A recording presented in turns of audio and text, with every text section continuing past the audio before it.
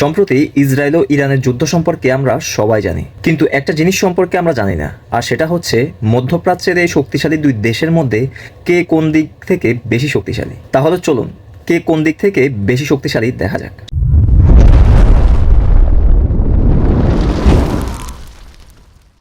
সামরিক শক্তির দিক থেকে ইরানের সক্রিয় সেনা সদস্যের সংখ্যা প্রায় 5,75,000, আর অন্যদিকে ইসরায়েলের রয়েছে 1,70,000।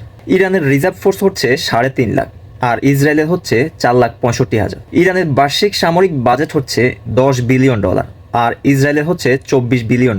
ইরানের আধুনিকায়ন মাঝারি স্তরের, তবে প্রতিরোধ কৌশল দক্ষ, আর অন্যদিকে ইসরায়েলের আধুনিকায়নের মাত্রা অত্যন্ত উচ্চমানের। এতক্ষণ আমরা আলোচনা করলাম দুই দেশের সামরিক শক্তি নিয়ে, এখন আমরা আলোচনা করব দুই দেশের অস্ত্র ও প্রযুক্তি নিয়ে।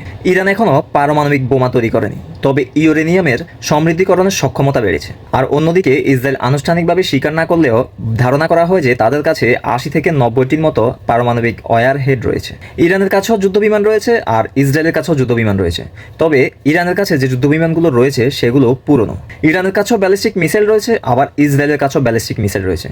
ইরানের ব্যালিস্টিক মিসাইল 2000 কিলোমিটার পর্যন্ত দূরত্বে হানা আনতে পারে, আর ইসরায়েলের ব্যালিস্টিক মিসাইল 500 থেকে 6500 কিলোমিটার পর্যন্ত দূরত্বে হানা আনতে পারে। ইরানের আয়রন ডোম নেই। আয়রন ডোম না থাকলেও ইরানের আকাশ প্রতিরক্ষা ব্যবস্থা রয়েছে, তবে আয়রন ডোমের থেকে উন্নত নয়। আর ইসরায়েলের আয়রন ডোম রয়েছে। ইরানের কাছে অস্ত্রবাহী ড্রোন রয়েছে, এবং ইসরায়েলের কাছে অস্ত্রবাহী ড্রোন রয়েছে। সাইবার শক্তি ইরানেরও আছে, আবার ইসরায়েলেরও আছে, তবে ইসরায়েলের মতো অত উন্নত নয়। তবুও ইরানের সাইবার সক্ষমতা অবহেলা করার মতো নয়। এখন আপনাদের কাছে আমার প্রশ্ন, এই দুই দেশের মধ্যে কোন দেশ বেশি শক্তিশালী? কমেন্ট করে অবশ্যই জানাবেন।